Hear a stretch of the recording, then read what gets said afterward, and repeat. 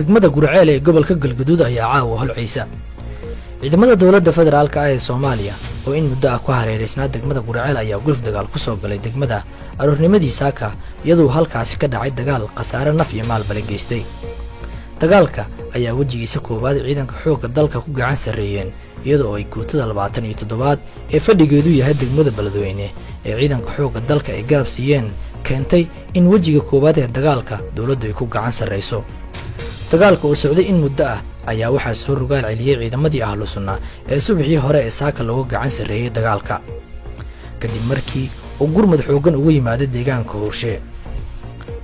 qoraxdhicii galabta Gurceel waxa inta badan gacanta mar labaad ay u soo gashay ciidamada ahlu sunna sidoo kale ahlu sunna ayaa soo bandhigtay gaari buruuf ah oo lahaa General Mas'uud oo ahaa taliyaha guutada 15aad ee hogaaminayay dagaalka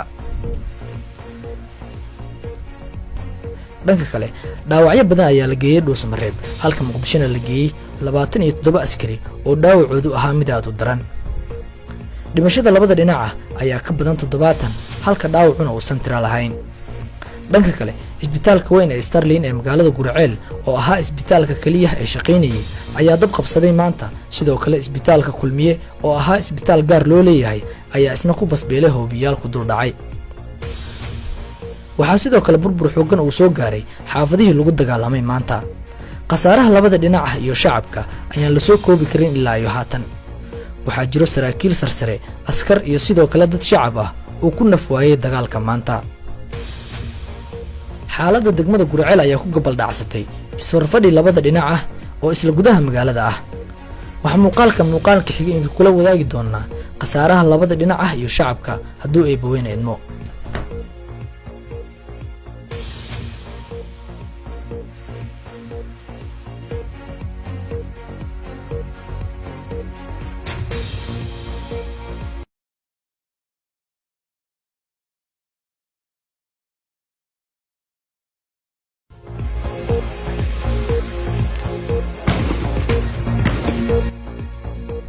degmada Gurceel ee gobolka Galgaduud ayaa caawa holcaysa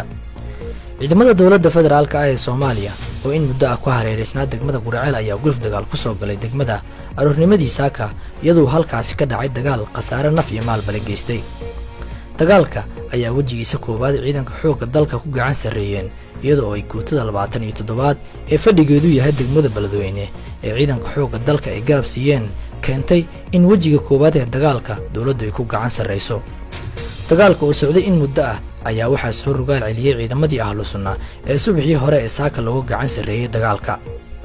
kadib markii uu gurmad xoogan ugu yimaaday deegaanka Hoorshe